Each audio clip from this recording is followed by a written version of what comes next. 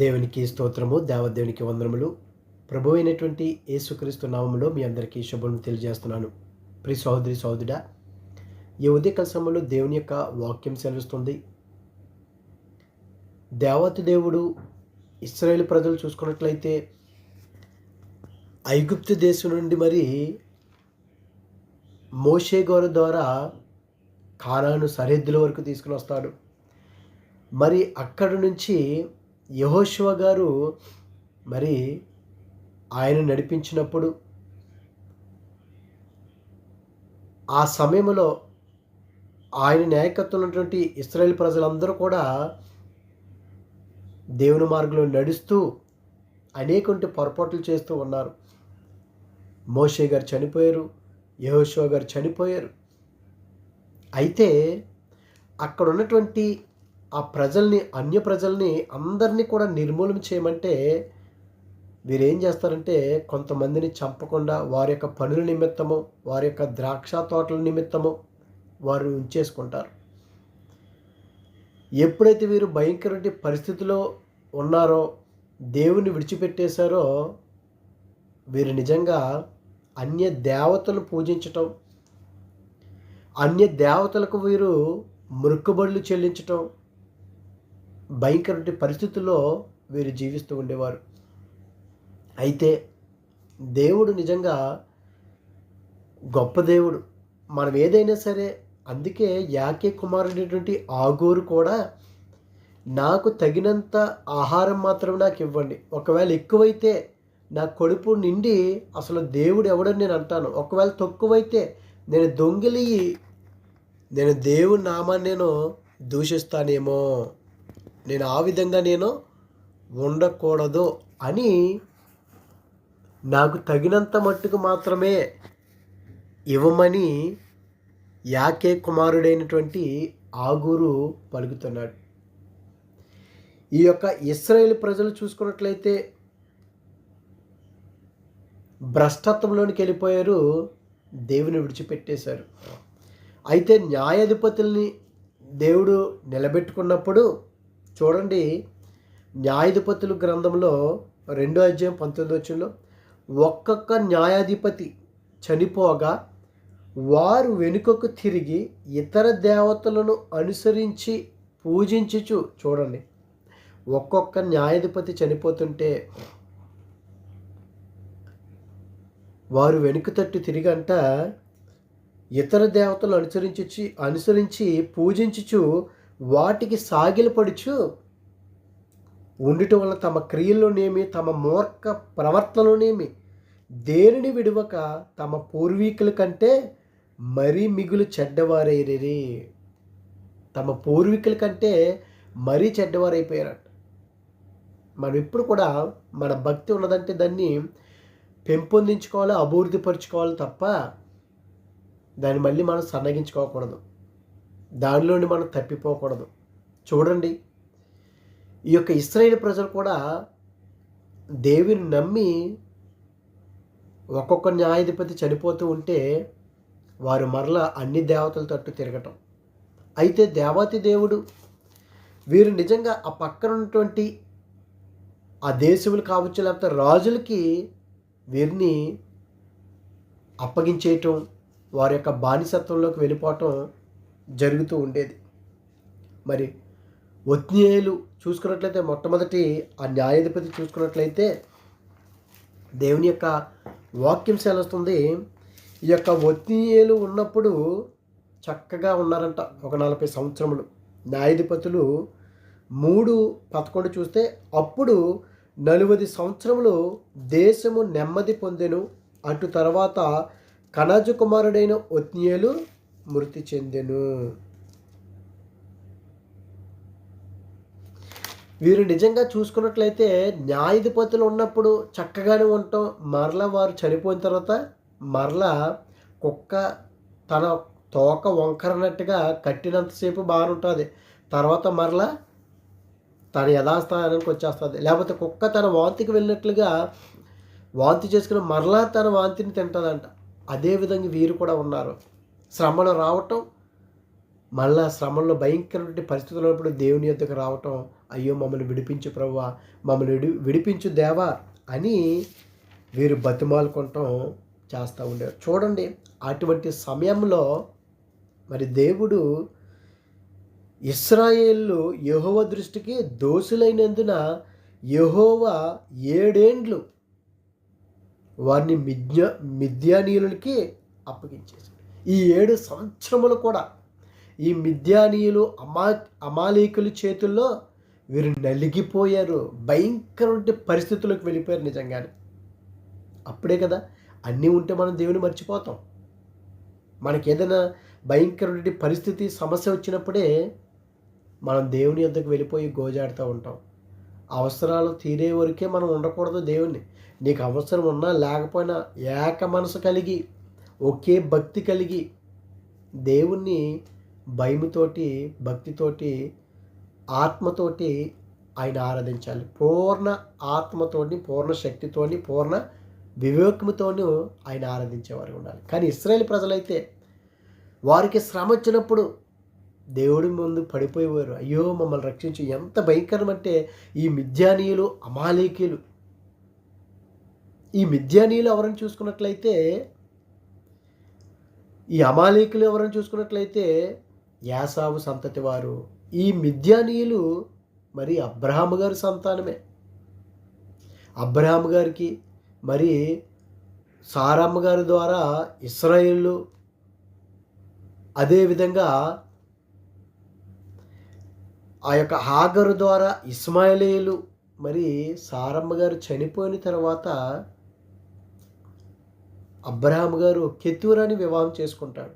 ఆ కెతూరా యొక్క సంతానమే ఈ యొక్క మిద్యానీయులు. భయంకరమైనటువంటి జనాంగము. చూడండి, మిద్యానీయులు చెయ్యి ఇశ్రాయేలు మీద ఇచ్చేయును గనుక వారు మిద్యానీయుల ఎదుట నిలవలేక కొండల్లోను వాగుల్లోను గుహలోను దుర్గములు తమకు సిద్ధపరచుకొనిరి. చూడండి, యుద్ధాలు జరుగుతున్నాయి. ఒక దేశం మీదకి మరొక దేశం ఇంకా తట్టుకోలేకపోతున్నటువంటి సమయంలో ఇంకా అధికారులు కావచ్చు, నాయకులు కావచ్చు, ఏం చేస్తారో పారిపోయి దాక్కుంటారు. ఇంకా వారి దాటికి, శత్రువు యొక్క దాటికి తట్టుకోలేక వీళ్ళు దాక్కుంటారు. వీరి పరిస్థితి కూడా ఎలాగైపోయిందంట, వారి చెయ్యి అంటే హెచ్చుగా ఉండటం వల్ల ఇదిగో మిద్యానీయులు ఎదుటంట కొండల్లోను వాగుల్లోను శత్రువు వచ్చేస్తున్నప్పుడు మన మీదకి పడిపోతున్నప్పుడు మనం ఏం చేస్తాం, ఎక్కడుంటే అక్కడ గుంట ఉందా, కొండ ఉందా, రాయు, లేకపోతే ఎక్కడ పడితే అక్కడ దాక్కుంటానికి మనం ప్రయత్నిస్తాం. ఇదే విధంగా ఇశ్రాయేలు ప్రజలు కూడా మిద్యానీయులు వారి యొక్క ఎదుట నిలవలేకపోయారు. ప్రియ సోదరి సోదరులారా, దేవుడు గొప్ప దేవుడు. మనం దేవునికి లోబడి దేవునికి ఇష్టమైనటువంటి బిడ్డలుగా మనం జీవిస్తున్నప్పుడు, దేవునిలో మనం ఉన్నప్పుడు ఇదిగో మనకి ఏ యొక్క ఆపద రాదో. ఇశ్రాయేలు ప్రజలు దేవుని విడిచిపెట్టేశారు. 7 సంవత్సరములు భయంకరమైనటువంటి దౌర్భాగ్యమైనటువంటి అతి భయంకరమైనటువంటి స్థితిలోకి పరిస్థితిలోకి వెళ్ళిపోయారు. ఎలా వెళ్ళిపోయారు చూడండి. ఇశ్రాయేలు విత్తనములు విత్తిన తర్వాత మిద్యానీయులు అమాలేకులను తూర్పుల నుండి వారును తమ పశువులను గుడారములు తీసుకొని మెడతల దండంత విస్తారం వారి మీదకి వచ్చి. చూడండి, ఈ యొక్క ఇశ్రాయేలులో విత్తనములు విత్తుకుంటే చాలండి, ఏది కూడా ఉంచేవారు కాదు, ఏ పంట ఉంచేవారు కాదు. కనీసం ఒక గొర్రె కానీ ఒక ఎద్దు కానీ ఏది కూడా ఉంచేవారు కాదంటండి. వచ్చి ఇంక మీద పడిపోయి ఎత్తుకుని పోవటమే. ఎంత భయంకరమైన పరిస్థితి అండి. అంత భయంకరమైన పరిస్థితులకు వెళ్ళిపోయారు. చూడండి, వారు ఎదుట దిగి గాజాకు పోవునంత దూరము భూమి పంటను పాడు చేసి ఒక గొర్రెని కానీ ఎద్దుని కానీ గాడిదని కానీ జీవన సాధనమైన మరి దేనిని కానీ ఇశ్రాయేలుకు ఉండనీయలేదు. దేవునికి దూరం అయిపోయారు. దేవునికి మనం దూరం అయిపోయినట్లయితే మనకి ఏది కూడా ఉండదండి. దేవునికి మనం ఎప్పుడు కూడా దూరం కాకూడదు. ఇదిగో ఈ యొక్క ఇశ్రాయేలు దేవునికి దూరం అయిపోయారు. ఈ మిద్యానీయులు అమాలేకుల చేతిలో నలిగిపోతున్నారండి. వీరు కనీసం జీవన సాధనమైనటువంటి ఏది కూడా లేకుండా చేస్తున్నారు వారు. మనకు కడుపు మాడిందంటే అప్పుడు గుర్తుకొస్తుంది, అయ్యో ఇంతవరకు నేను నా ఇష్టానుసారంగా ఖర్చు పెట్టేశానే, నా ఇష్టానుసారంగా చేశానే. ఆ యొక్క తప్పిపోయినటువంటి కుమారుడు కూడా అంతే కదా. ఉన్నంతసేపు కూడా స్నేహితులు ఉన్నారు, అందరూ ఉన్నారు, చక్కగా ఎంజాయ్ చేశాడు. ఎప్పుడైతే అయిపోయిందో పందులు తినే పొట్టు తినడానికి కూడా రెడీ అయిపోయాడు. చివరికి అది కూడా దొరకపోవడంతో అప్పుడు అనుకున్నా, అయ్యో నా తండ్రి అంటే అనేక మంది పనివారు ఉన్నారే, వారు చక్కగా భోంచేస్తున్నారే, కనీసం నేను ఒక కూలివానిగా, నా తండ్రి యొక్క కుమారుడిగా కాకుండా ఒక కూలివానిగా నేను వెళ్తే సరిపోతుంది అనుకున్నాడు. బుద్ధి వచ్చింది. ఇదిగో వీరు కూడా వారి ఒంటెలను లెక్కలేక ఉండేను దేశమును పాడు చేటుకు వారు దానిలోనికి వచ్చిరి. ఇశ్రాయేలు మిద్యానీయుల వల్ల మిక్కిలి హీన దిశకు వచ్చినప్పుడు ఎక్కడికి వచ్చేసారు? మిక్కిలి హీన దిశకు వచ్చేసారండి ఈ యొక్క ఇశ్రాయేలులు. ఎందుకంటే అమాలేకులు, మిద్యానీయులు భయంకరంగా వీరిని ఏలుతున్నారో, భయంకరమైనటువంటి పరిస్థితుల్లోనికి తీసుకెళ్ళిపోయారు మిద్యానీయులు, అమాలేకీయులు. హీన దిశకు వెళ్ళిపోతేనండి, అప్పుడు హీన దిశకు వచ్చినప్పుడు వారు యెహోవాకు మొర్రపెట్టిరి. మనం కూడా అంతే కదా. ఇంకా ఏది అందరి మీద ఆధారపడిపోతాం, ఇంకా మనుషుల మీద. దేవునికి వాక్యం చదువు, మనుషులు నమ్ముటి కంటే రాజును ఆశ్రయించుట కంటే యెహోవాను ఆశ్రయించుట మేలని సెలవుస్తుంది. అందరిని అడిగేస్తాం, అందరి మీద ఆధారపడిపోతాం. చివరికి ఇంకా ఎవరి దగ్గరికి వస్తాం? దేవుని దగ్గరికి. అయ్యో ప్రభువా, అందరి దగ్గరికి వెళ్ళానయ్యా, ఎవరు రాలేదు, చివరిగా నువ్వేనయ్యా. చివరి వ్యక్తి దేవుడు. మనకి ఎప్పుడు కూడా దేవాతి దేవుడు మొట్టమొదటి వ్యక్తిగా ఉండాలి మనకి. మనుషుల తర్వాత మొట్టమొదటి దేవుడు. ఆ రక్తస్రావం కలిగినటువంటి స్త్రీ కూడా అంతే కదా. 12 సంవత్సరములు అందరు వైద్యుల దగ్గరికి వెళ్ళింది, ప్రతి ఒక్క డాక్టర్ దగ్గరికి వెళ్ళింది. ఇంకా ఎవ్వరు లేరు, యేసుక్రీస్తు గురించి విన్నదే, అప్పుడు తెలుసుకున్నదే. ఇదిగో వీరు కూడా హీన తీసుకొచ్చేసారండి. ఇంకా ఎంత భయంకరమైనటువంటి పరిస్థితికి వెళ్ళిపోయారు చూడండి. ఆ స్థితిలో వారు మొరపెట్టినప్పుడు మరి మిద్యానీయుల వల్ల బాధను బట్టి ఇశ్రాయేలు యెహోవాకు మొరపెట్టగా దేవుడు వారి యొక్క ప్రార్థన ఆలకించి వారిని ఏ విధంగా బయటికి తీసుకురావాలో దేవునికి ఒక ప్రణాళిక ఉంటుందండి. ఇదిగో ఐగుప్తుల చేతిలో నుండి మిమ్మల్ని బాధించిన వారందరి చేతిలో నుండి మిమ్మల్ని విడిపించి మీ ఎదుటి నుండి వారిని తోలివేసి వారి దేశాన్ని మీకు ఇచ్చితని మీ దేవుడైన యెహోవాను నేనే అంటున్నాడు ఆయన. అవును కదా. ఐగుప్తు నుంచి, బానిసత్వంలో నుంచి బయటికి తీసుకొచ్చాడు. 7 సంవత్సరములు నలిగిపోయారు, బలైపోయారు, వీరు హీన దిశకు వెళ్ళిపోయారు.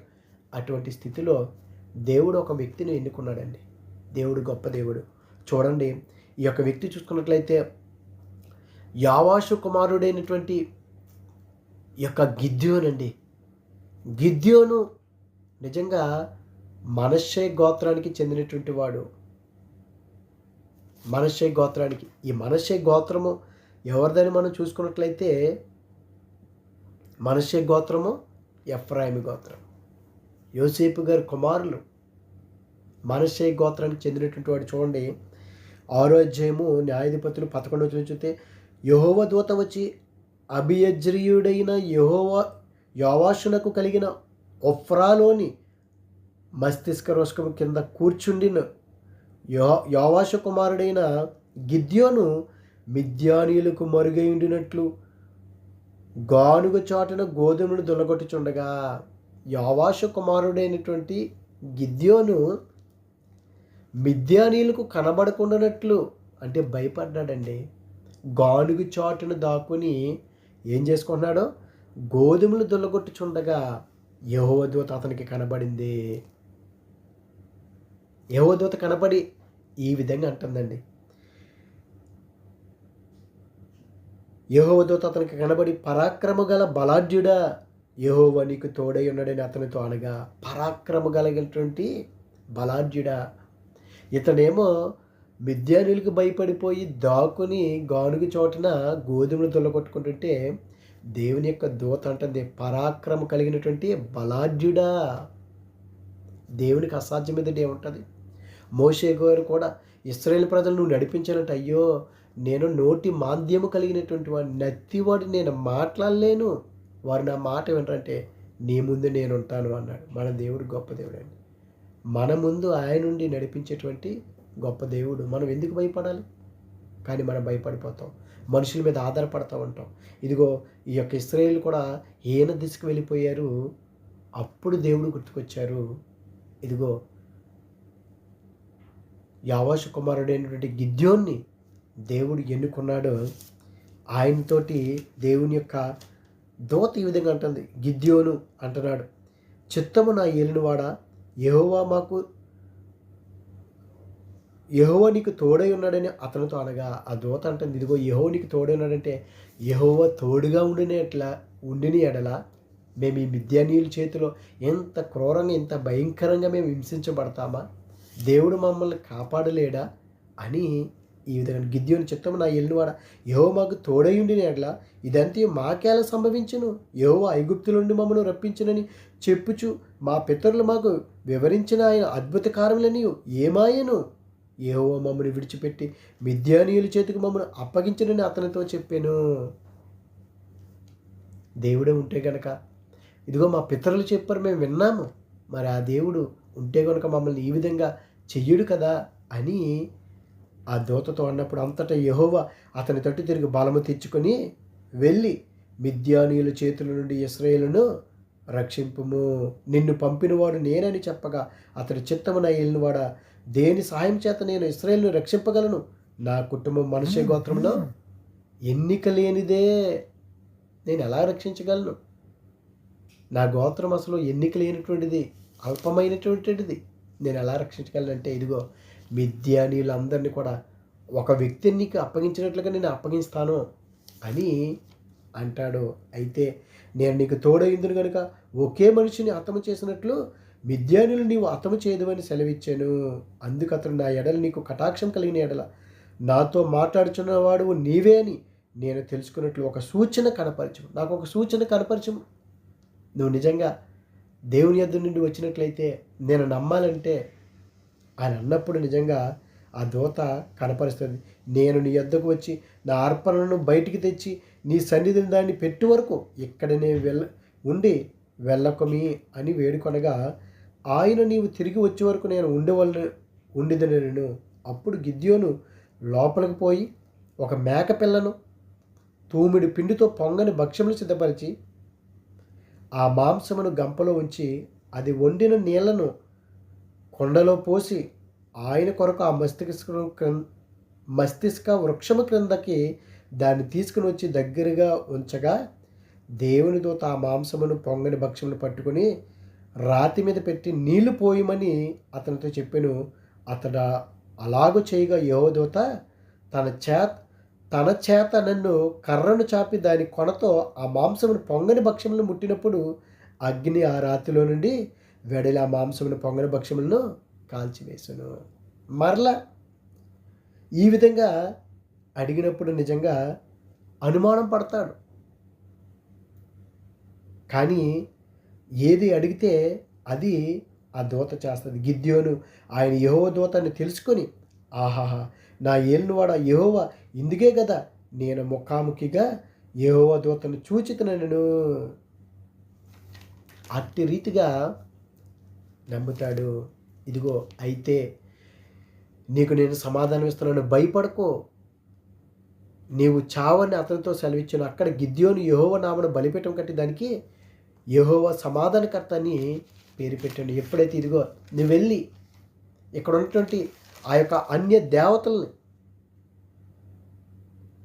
వాటన్నిటిని కూడా నువ్వు పడగొట్టు అన్నప్పుడు చూడండి, మరియు ఆ రాత్రి ఎందే యెహోవా నీ తండ్రి కోడెను అనగా 7 ఏండ్ల రెండవ ఎద్దును తీసుకుని వచ్చి నీ తండ్రి కట్టిన బలుల యొక్క బలిపీఠను పడగొట్టి దానికి పైగా ఉన్న దేవస్థానం నరికివేయము అని అన్నప్పుడు నిజంగా తన దగ్గర ఉన్నటువంటి వారిలో, కాబట్టి గిద్యోను తన పనివారిలో 10 మందిని తీసుకుని వచ్చి యెహోవా తనతో చెప్పినట్లు చేసెను.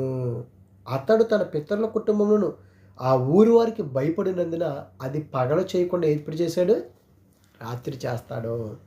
రాత్రి చేస్తే ఆ ఊరిలో ఉన్నటువంటి వారు అందరూ కూడా ఇది ఎవరు చేశారు, ఈ పని ఎవరు చేశారు అని తెలుసుకునేటప్పటికీ ఇదిగో యావాషు కుమారుడైనటువంటి గిద్యోను చేశాడు. అంటే ఇతడు చావాలి అని అన్నప్పుడు నిజంగా యావాషుకు కూడా అంటే గిద్యోను తండ్రి కూడా బలి అర్పించేవాడు, అన్ని దేవతలకి మొక్కేవాడు, అంత భయంకరంగా ఉన్నాడు. అటువంటి వ్యక్తే గిద్యోను అంటే తన కుమారుడు పక్షా నుండి ఇదిగో బయలుదేవతల్ని ఆ బలిపీటలను పడగొట్టాడా, ఒకవేళ పడగొట్టినట్లయితే వారే చూసుకుంటారో మీరు అలాగ ఉండండి అని గిద్యోను పక్షాన ఉంటాడు.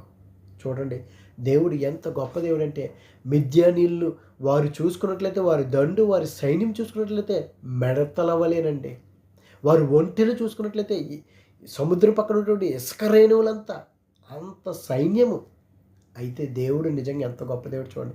10,000 మంది వచ్చినప్పుడు ఇదిగో వారు నీళ్లు తాగడానికి రమ్మన్నప్పుడు నిజంగా ఇదిగో ఎవరైతే గనక కుక్క గతుకున్నట్లు తాగుతారు చూసారా, ఆ విధంగా ఎవరైతే తాగారో, మోకరించి ఎంతమంది తాగారో అన్నప్పుడు నిజంగా 300 మంది ఆ గతుకుతా తాగుతూ ఉంటే వారిని వేరుపరచమంటాడు దేవుడు. 3 భాగాలుగా చేసేయమంటాడు. చూడండి, ఎక్కడ సైన్యం అండి, మిడతల వలె దండు వలె ఉన్నటువంటి ఆ మిద్యానీయులు అమాయకులు చూసుకున్నట్లయితే 300 మంది అండి. దేవునికి అసాధ్యమైందంటే ఏదైనా ఉంటుందా? ఒక్కరు 1000 మంది అన్నాడు ఆయన. మన దేవుడు అంత గొప్ప దేవుడు అండి. మనం నమ్మాలి, కానీ మనం నమ్మము. అల్ప విశ్వాసులుగా మనం ఉంటాం. ఇదిగో మిద్యానీయుల అమాయకులు వాళ్ళు ఓడించడానికి కేవలం 300 మంది. దేవుడు ఏ విధంగానండి, ఏ విధంగా యుద్ధం చేశారు. ఇదిగో కొండను తీసుకోమన్నాడు, ఇదిగో ఆ డ్యూటీలు తీసుకోమన్నాడు, బోర్రలు తీసుకోమన్నాడండి. దేవుడు ఎంత గొప్ప దేవుడు చూడండి. ఇదిగో మిద్యానీయులు అమాలేకులను తూర్పు వారును లెక్కకు మిడతల వలె ఆ మైదానంలో పడి ఉండిరి. వారి ఒంటెలు సముద్రమునుంద. 7వ అధ్యాయము న్యాయాధిపతులు 12 నుంచి చూస్తే ఆ మైదానంలో పడి ఉండిరి. వారి ఒంటెలు సముద్ర తీరమందునున్న ఇసుక రేణు వల్లే లెక్కలేనివై ఉండెను. గిద్యోను వచ్చినప్పుడు ఒకడు తాను కనిన కలను తన చెలికానికి వివరించుచుండెను. ఇదంతా ఇదిగో దేని గురించే అని ఆ కళ గురించి చెప్తే, ఎట్లనగా నేను ఒక కళను కంటిని, అదేమనగా ఎవల రొట్టె ఒకటి మిద్యానీయుల దండులోనికి దొర్లి ఒక గుడారునికి వచ్చి దాన్ని పడగొట్టి తల క్రిందు చేసినప్పుడు ఆ గుడారము పడిపోయినని చెప్పినందుకు వాని చెలికాడు, ఇది ఇశ్రాయేలీయుడైన యెహోవా కుమారుడు గిద్యోను ఖడ్గమే కానీ మరేమి కాదు. చూడండి, వారు ఏ విధంగా అంటున్నారు. నిజంగా దేవుడు ఏ విధంగా 300 మందిని 3 గుంపులుగా చేసి బోరను ఒట్టి కుండను ఆ కొండలో దివిటీలను ప్రతివాని చేతికిచ్చి వారితో ఇట్లను, నన్ను చూచి నేను చేయుచున్నట్లు చేయడి, నేనేం చేస్తున్నాను మీరు అది చేయడి. దావీదు గారు కూడా అంటారు కదా, నేను ఓటి కొండ వంటి వాడిని, ఓటి కొండ వంటి వాడిని. కొండ తీసుకొని దివిటీలు తీసుకొని బోర తీసుకొని యుద్ధం చేయమన్నాడంటే దేవుడు, మన దేవుడు ఎంత గొప్ప దేవుడు అండి. భయపడుతూ గానుగు చోటన దుల్లుకు గోధుమలు దుల్లగొట్టుకుంటున్నటువంటి గిద్యోనుని దేవుని యొక్క దూట అంత పరాక్రమ కలిగినటువంటి బలాఢ్యుడా. అవునండి, దేవుడు బలహీనులనే బలపరుస్తాడండి. దేవుడు వెర్రివారినే వారిని నిలబెట్టుకుంటాడండి. దేవుడు ఎందుకు పనికినటువంటి వారిని ఎన్నుకుంటాడండి. దేవుడు కేవలం అసలు చేపలు పట్టుకున్నటువంటి జాలర్లనండి ఎన్నుకున్నాడు దేవుడు. ప్రపంచాన్ని అంతటిని కూడా తలకిందులు చేశారు 12 మంది శిష్యులు. 300 మందే 3 గుంపులుగా చేశాడు. ఇదిగో దేవుని యొక్క వాక్యం తెలుస్తుంది. అక్కడికి వెళ్ళినప్పుడు వారు అంటున్నారండి, ఇదిగో బోరను వట్టి కొండను ఆ కొండలో దివిటీలను ప్రతి వాని చేతికిచ్చి ఇట్లు నేనేమైతే చేతనో అది చేయండి అని అన్నప్పుడు, ఇదిగో నేను వారి దండు కొట్ట కొనుక్కు పోవుచున్నాను, నేను చేయనట్లు మీరు చేయవలను. నేను వారితో నేనును నాతోనున్న వారందరూ బోర్లు ఊదినప్పుడు మీరును దండు పాలెము తట్టు చుట్టూ బోర్లు ఊదుచు యెహోవాకును గిద్యోనుకు విజయమని కేకలు వేయడని చెప్పాను. ఎవరికే? యెహోవాకు గిద్యోనుకు జయము జయము జయము. అవును కదండి, మరణాన్ని జయించినటువంటి మన దేవుడండి. ఇదెంతండి, 300 మందితోటి మిడతల వలె ఇసుక రేణుల వలె ఉన్నటువంటి ఆ సైన్యాన్ని కేవలం బోర, ఆ దివిటీలు, ఆ యొక్క కొండలతోటి యుద్ధం చేపిస్తున్నాడు. అప్పుడు చూడండి, అట్లు నడిజా మొదటి కావలి వారు ఉంచబడగానే గిద్యోను అతనితోనున్న 100 మంది దండుపాలెము కొట్టుకునకు పోయి బోరలు ఊది తమ చేతులున్న కొండలను పగలగొట్టిరి. అట్లా ఆ 3 గుంపుల వారు బోరలు ఊదుచు ఆ కొండలను పగలగొట్టి ఎడమ చేతిలో దివిటీలను, కుడి చేతిలో ఊదుటకు బోరలను పట్టుకొని యెహోవా ఖడ్గము గిద్యోను ఖడ్గము, యెహోవా ఖడ్గము గిద్యోను ఖడ్గము. మనం కూడా ఎప్పుడు కూడానండి, ఇదిగో యెహోవా ఖడ్గము గిద్యోను ఖడ్గము మనం ఎప్పుడు కూడా మన నోట్లో ఉండాలండి. దేవుని యొక్క ఖడ్గమే మన ఖడ్గము. విజయాన్ని ఇచ్చేటువంటి మన దేవుడు, బలపరిచేటువంటి మన దేవుడు, ఎంతటి సమస్యలను సరే పరిష్కరించేటువంటి గొప్ప దేవుడు మన దేవుడు. ఇదిగో చూడండి, యెహోవా ఖడ్గము గిద్యోను ఖడ్గమని కేకలు వేసిరి. వారిలో ప్రతివాడు తన చోటును దండు చుట్టూ నిలిచి ఉండగా ఆ దండు వారందరూ పరిగెత్తుచు కేకలు వేయచ్చు పారిపోయిరి. ఆ 300 మంది బోరలు ఊదినప్పుడు యెహోవా దండంతటిలోను ప్రతి వాని ఖడ్గమును వాని పొరుగువాని మీదకి త్రిప్పెను. దండు సెరాతు వైపున నున్న బెత్సెత్తా వరకు తబ్బాతు నద్దనున్న అబేల్మెహోలు తీరము వరకు పారిపోగా నప్తాలి గోత్రం నుండి, అషేరు గోత్రం నుండి, మనష్షే గోత్రం నుండి పిలిపింపబడిన ఇశ్రాయేలు కూడుకొని మిద్యానీలను తరిమిరి. బోరలు ఊదుటనండి. ఆ ఎరుకో గోడల చుట్టూ కూడా తిరిగితే ఏం చేశారు? కేకలు వేస్తూ గొంతులు వేస్తే ఆ బోరలు ఊదుతూ ప్రాకారములు కూలిపోయినాయండి. మన దేవుడు అంత గొప్ప దేవుడు. ప్రియ సోదరి సోదర, ఇదిగో ఈ ఉదయకాల సమయంలో యెహోవా ఖడ్గము గిద్యోను ఖడ్గము ఎంతటి పరిస్థితినైనా సరే ఆయన మార్చగలడు. ఇశ్రాయేలు ప్రజలు హీన తీసుకెళ్ళిపోయి అయ్యో ప్రభు మమ్మల్ని రక్షించు, మమ్మల్ని కాపాడు అని బ్రతిమాలుకున్నారు దేవుణ్ణి. మనం ఎప్పుడు కూడా ఒకే స్థితిలో ఉండాలి. మనకు ఉన్నా లేకపోయినా సరే దేవుని తట్టే మనం తిరగాలి. ఒకవేళ ఉన్నతమైన స్థితిలో మనం ఉన్నామా దేవుని తట్టే ఉండాలి, లేని స్థితిలో ఉన్నామా దేవుని తట్టే తిరిగి ఉండాలి. కానీ మనకి కలిగినప్పుడేమో దేవుని విడిచిపెట్టేయటం, మనకు పరిస్థితి బాగున్నప్పుడేమో దేవుడి దగ్గర రావటం కాదు. కానీ ఇశ్రాయేలు ప్రజలు అదే విధంగా చేశారు. న్యాయాధిపతి చనిపోవటం, మరలా వారు భయంకర పరిస్థితుల్లోకి వెళ్ళిపోవటం, మరలా దేవుని సన్నిధిలోకి రావటం. ఆ విధంగా చివరికి చూడండి, గిద్యోను ద్వారా మిద్యానీల చేతిలో, అమాలేకుల చేతిలో భయంకర స్థితిలోకి హీన దిశలోకి వెళ్ళిపోయినప్పుడు మొర్రపెట్టారు. గిద్యోను ద్వారా 300 మంది అండి, 300 మంది. అక్కడ అబ్రహాం గారు కూడా లోతు విషయంలో కూడా అన్నీ కూడా పట్టుకెళ్ళిపోయినప్పుడు 318 మంది అనుకుంటాను. ఆ 318 మందితోటి జయించుకుని తీసుకుని వచ్చాడు. ఎంత గొప్ప దేవుడు అండి మన దేవుడు. కనుక మనందరం కూడా నమ్మకించి దేవుడి మీద ఆధారపడదాం. ఆయనే మన విజయము మనకు చేకూరుస్తాడు. దేవుడు వాక్యం దీవించుగాక. ఆమేన్. పరిశుద్ధుడా, ప్రేమగల తండ్రి, మహిమగల దేవునికి స్తోత్రములు తండ్రి. ఇదిగో దేవ ఈ దినాన్ని ప్రభా యెహోవా ఖడ్గము గిద్యోను ఖడ్గం అన్న తండ్రి. ఇదిగో తండ్రి యెహోవా విజయము గిద్యోను విజయం అన్న ప్రభా, మా జీవితాలు కూడా విజయాన్ని చేకూర్చేవాడు నీవు దేవ. ఎంతటి సమస్యలను సరే నువ్వు పరిష్కరించండి గొప్ప దేవుడు అయ్యా తండ్రి. ఈ గిద్యోని ద్వారా మేము పాఠాలు నేర్చుకుని బలహీనుడయ్యా, పిరికివాడయ్యా, అలాంటిది పరాక్రమం కలిగినటువంటి బలాఢ్యుడని నువ్వు లేపి ఇదిగో తండ్రి 300 మందితో ప్రభా నువ్వు విజయాన్ని చేకూర్చావు. నీకు వందనాలు చెల్లించుకుంటావు. మేము కూడా అట్టి రీతిగా నీ యందు భయభక్తులు కలిగి మాటలు నడిపించమని, అనారోగ్య బిడ్డలకు ఆరోగ్యాలు దయచేయమని క్రీస్తు నామమున అడుగుచున్నాం పరమ తండ్రి. Amen, amen. God bless you all.